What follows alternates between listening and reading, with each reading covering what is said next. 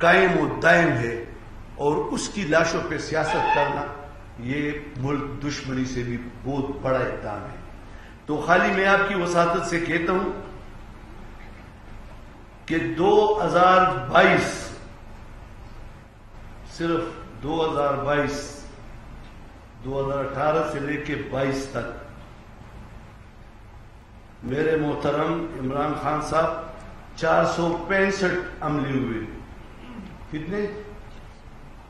465۔ آپ کہتے ہیں ایک بتا دو اور پھر مجھ سے پوچھو، تو یہ میں آپ کو دکھا دیتا ہوں، یہ آپ کی خیبر پختونخوا کے ڈپارٹمنٹ کا ہے۔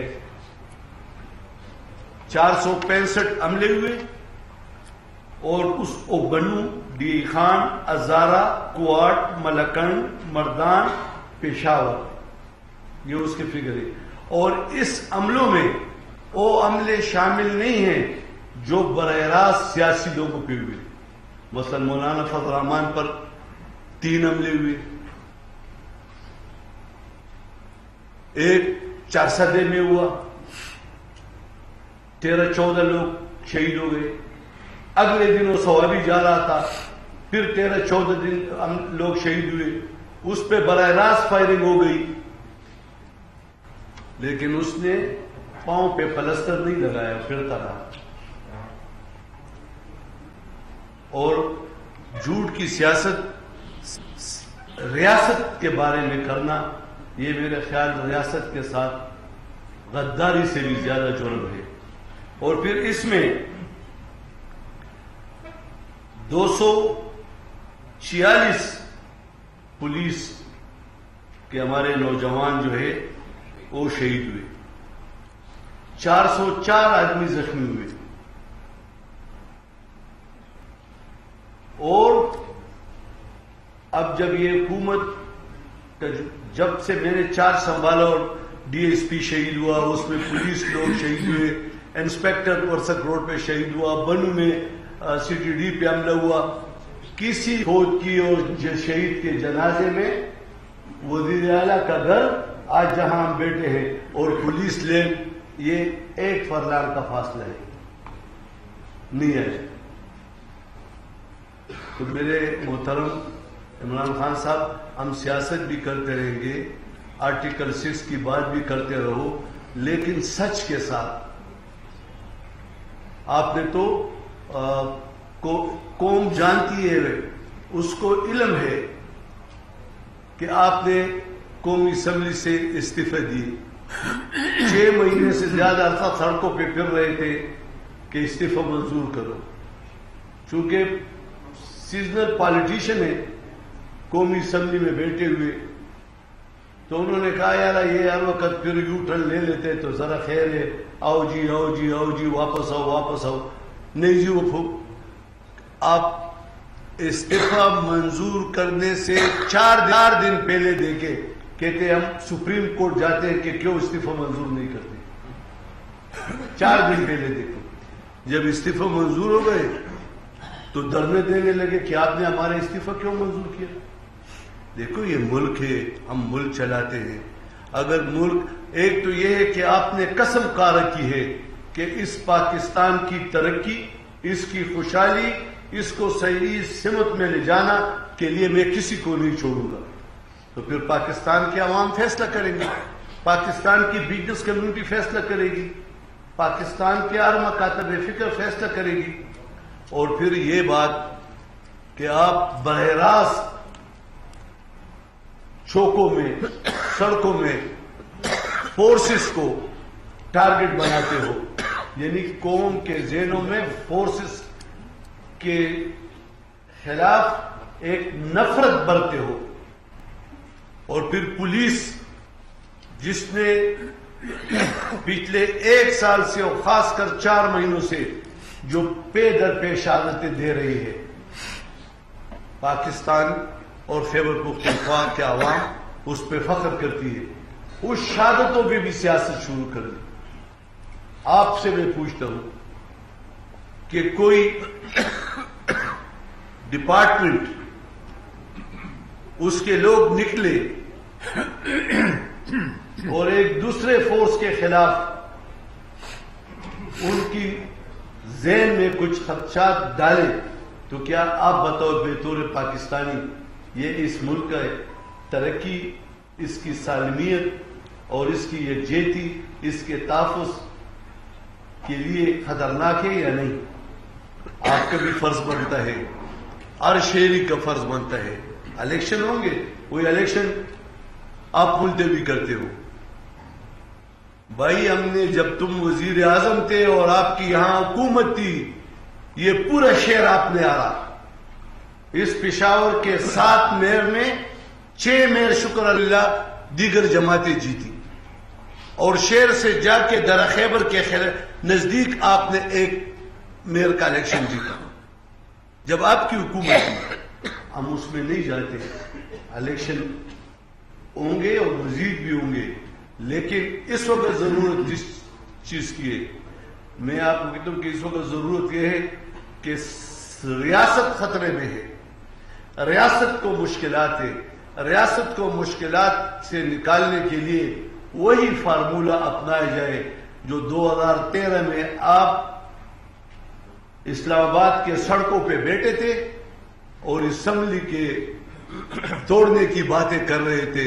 جب اے پی ایس کا واقعہ ہوا تو اس پر سارے ایک میز میں بیٹھ گئے. جب ایک میز میں بیٹھ گئے تو ٹھیک ہے، ہر سیاسی جماعت کا اپنا ایک منشور اور ایک سوچ اور ایک پالیسی ہے. وہ پالیسی سب نے بیان کی اور پھر ایک پالیسی بنی. آج بھی ملک یہ تقاضا کر رہا ہے. یہ جو 100 لاشیں اٹھی اور جس جگہ سے اٹھی، اس میں مدد کرنا ہر پاکستانی کا فرض ہے کہ یہ کیوں ہوا. تو اس کے لیے بھی اے پی ایس جیسے کانفرنس کی ضرورت ہے. اور دوسرا، میں نے الیکشن کمیشن کو میں آج بھی کہتا ہوں، اور میں نے 2 مہینے پہلے بھی کہا تھا، اس وقت یہ حالات نہیں تھے کہ بھائی جب آپ الیکشن کرتے ہو تو آپ سٹیک ہولڈر کو اعتماد میں لو. کیونکہ پنجاب میں 10 کا میں جو الیکشن تھا اس کے پریزائڈنگ آفیسر 3 دن بعد بازیاب ہوئے.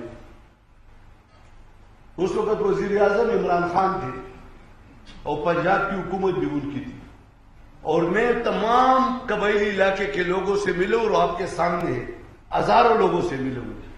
مجھے یہ بتایا جائے کہ ایک ڈپارٹمنٹ کی آپ ڈپٹی لگاتے ہیں اساتذہ کی، پولیس کی، کہ جو وزیرستان کے اسکول میں آپ الیکشن کرو گے، بیلٹ پیپر لے جاؤ گے.